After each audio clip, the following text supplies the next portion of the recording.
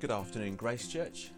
How are you today? How are you finding this? We're close to lockdown, but the sun is shining today. How are you finding things? Some of us have found that life has really slowed down. We've got time that we weren't expecting. Good for you.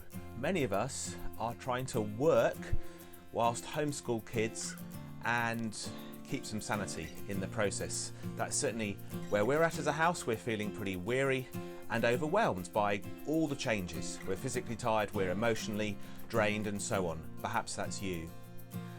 Well, with that in mind, I was thrilled when I opened my Bible and looked at my Bible notes and found that in Matthew's Gospel that I'm reading through in preparation for preaching in September, or that was the plan.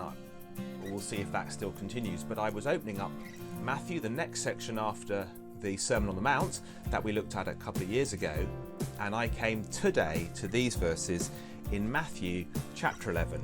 They're famous verses. I didn't realise I got this far, and suddenly here they were, verses 28, 29 and 30. Read them with me. Come to me, all you who are weary and burdened, and I will give you rest. Take my yoke upon you and learn from me, for I am gentle and humble in heart, and you will find rest for your souls. For my yoke is easy and my burden is light. So do you see that? Who is being addressed? Those who are feeling weary and burdened. And what should they do? Well, three things. They're to come to Jesus. They're to take his yoke upon them, and they are to learn from him. And why do they do that? Why should they do that? Well, because he says, I'm gentle and humble in heart, so he's going to treat us well. He's not going to be overbearing. He says that he will give us rest for our souls, deep, deep rest that we really need.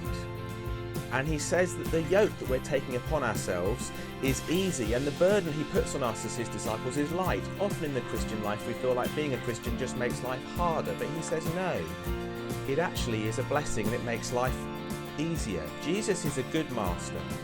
So I'm not sure how you're feeling. Perhaps you're finding you've got lots of time to rest, or perhaps you're feeling extra burdened at the moment and you're looking forward to Easter when perhaps you will get a bit of a break. Maybe you do want to stop and relax and enjoy the sun. I certainly do. But make sure that you are coming to Jesus for rest. If I could sum up this thought, it's this. Invest your rest. Invest your rest.